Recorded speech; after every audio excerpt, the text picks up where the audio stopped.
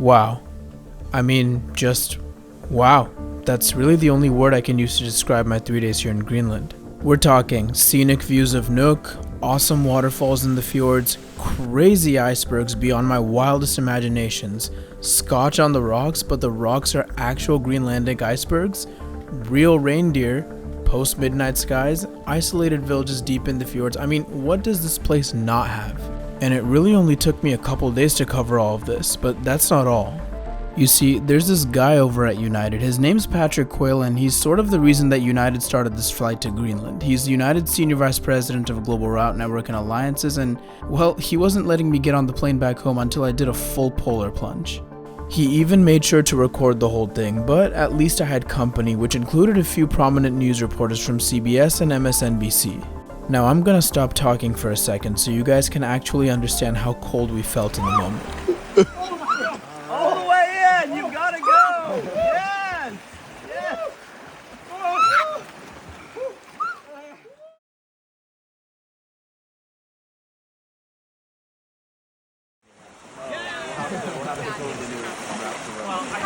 That's it. No, Rohit, you gotta go out. Rohit, you gotta go out. Small step. And the far out. Rohit, small step. You have to go to the statue, my man. My man. Okay, enough of my pain and suffering. Let's actually lock in on the flight that we have ahead of us today.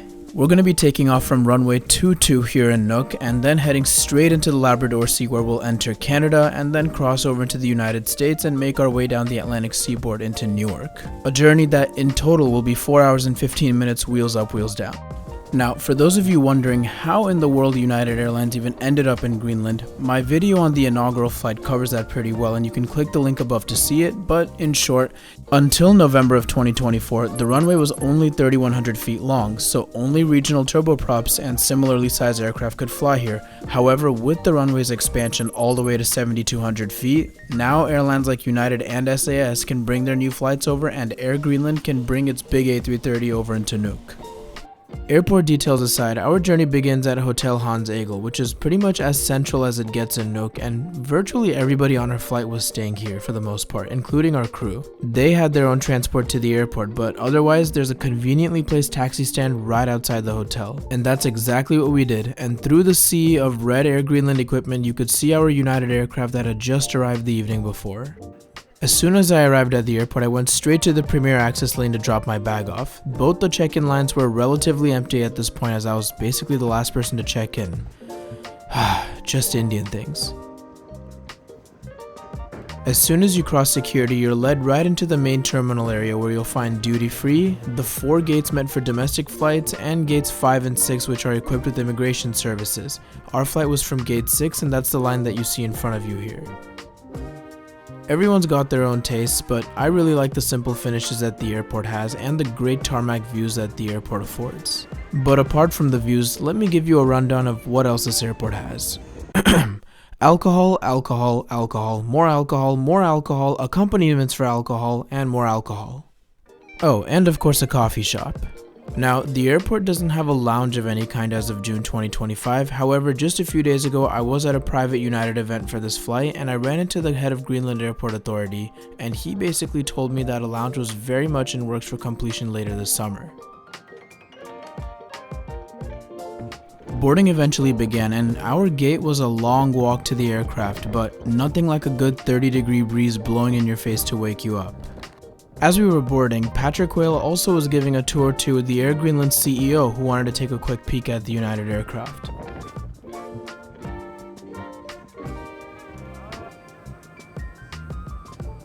My seat today was seat 7F, which is an economy plus seat all the way at the front of the economy cabin. My favorite thing about row 7 is that the wing view is great and that it comes with an immense amount of legroom, so you can enjoy a good window view and get up as many times as you want without interrupting your neighbors. Another really neat thing is that because this is an economy plus seat, every single person gets their own individual power port, which on a 737, sure, sign me up. And because this is a Europe route, you also get a pillow and a blanket at your seat. The weather on this particular day flying out of Nuuk was honestly really good by Nuuk standards, and that's not just me making small talk. I think it's a really important point, and I'll tell you why. So Nuuk is on the southwestern coast of Greenland, and it's pretty open to the Atlantic Ocean, which you'll see as we take off from here. What that means is it routinely gets low pressure systems, basically bad weather, especially in the wintertime. There's a lot of moisture in the air, which means there's cloud cover regularly, and this airport's at an altitude, so that cloud cover can mean low visibility and sometimes flights have to get diverted. So yeah, by Nuuk standards, I would say the weather's pretty good today.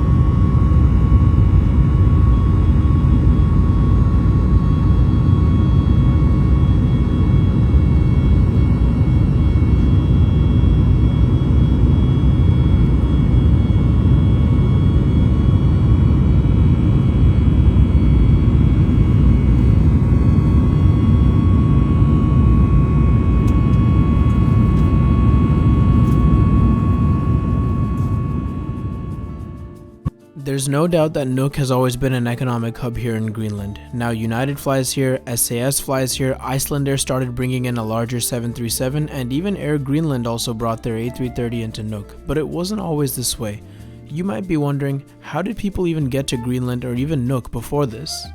See, the thing is, Nuuk may have been discovered in 1728, but it was not the ideal spot for a big airport due to its weather. But about 200 miles north, deep in the fjord, is a settlement of only about 500 people, literally, known as Kangerlussuaq. This place was the only commercial airstrip in the entire Greenland that could handle twin-engine aircraft. Now, there are a few other airstrips that were longer, but Kangerlussuaq was the only one with reliable weather.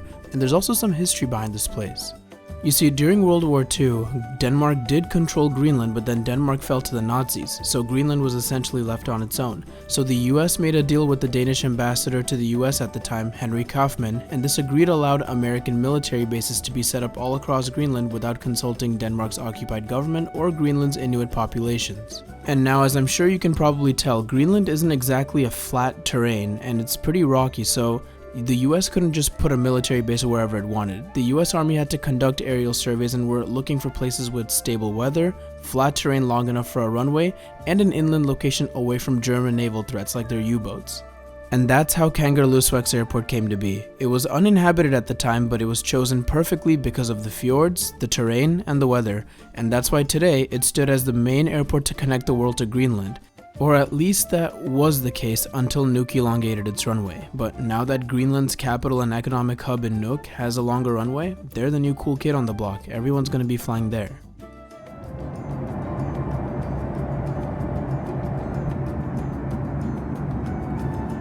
One thing I'll say about the 737 MAX 8s is that their bathrooms are pretty small, and so it's a little bit of a balancing act, but that aside, their cabins are pretty sleek, and it's honestly one of my favorite narrow-body aircrafts to fly, if not my favorite. This flight did also have Wi-Fi enabled, and United's Wi-Fi prices slightly vary based on the route, but on this particular route, messaging is free as always, but if you wanted to use something a little bit more, it's $8, which I think is a perfectly reasonable price for a 4-hour flight. Even though this aircraft is my favorite narrow-body plane, there's no denying the troubled past that this aircraft has had, but I would say in this day and age, it's absolutely a model for how to fly long distances on a single-aisle plane. On this particular day, this flight was only 4 hours, but that 4 hours was definitely an exciting one. We're currently flying through the Labrador Sea, and these ice sheet views are simply spectacular, but at this point, I'm quite frankly starving. You do get a full meal on this flight, and when you think about United meals, you probably picture chicken, beef, or pasta, maybe fish on a good day. Well, Try muskox. That's right, we had actual Greenlandic muskox on this flight. That was a wild card I was not expecting in my wildest dreams. And the crazy thing is, it was actually pretty good. The side salad was just about average, nothing too special there, but there was a nice Greenlandic dill sauce that came with it. We also got these packaged items which included crackers and a chocolate wafer. Both are pretty much what you'd expect. For drinks, I had a glass of white wine, and I know, the departure was at 9 a.m., but remember, we listen and we don't judge, or whatever that saying goes. After my meal was done, I had a quick walk up front to have a chat with Patrick, and the crew brought me this raspberry sparkle teeny thingy. It was really sweet, but pretty good, I guess. And as I was returning to my seat, they also sent me back with a glass of white wine, which I wasn't gonna ask, but if you offer it, I really can't say no, I guess. And just about an hour and a half before landing, there was another service which included a muffin and a drink of your choice. I went with sparkling water this time, and then of course the white wine that I had brought from up front. As we wind down this flight, I think there's a really cool detail I have to mention about the catering for this flight. Nuuk Airport actually doesn't have any catering facilities, so where did our food come from? Certainly didn't come from Newark. The plane sits on the ground overnight and the food's definitely not going to stay good if it stays there. It turns out that a local restaurant right here in Nuuk makes our food every single day, which I thought was really cool. I don't think I've ever had an airplane meal that's made daily by a restaurant, so I wanted to learn a little bit more about this. I reached out to a new friend of mine who's the head of business development for Greenland Airports, and it turns out they've been working really closely with United and an Icelandic company to find the right partner here in Nuuk. So I'm really proud of United for this. I think this is a really cool initiative, and quite honestly, they should take a few extra meals home and teach those catering stations in the US how to make a real meal. As we wind down this flight, here are my main good and bad takeaways from this flight for the future. On the good side, United has once again gone creative and captured the ingenuity of a route like Nuuk. That's super awesome and that can't be understated. The aircraft serving this route, the 737 MAX 8, is also a really reliable state-of-the-art aircraft today.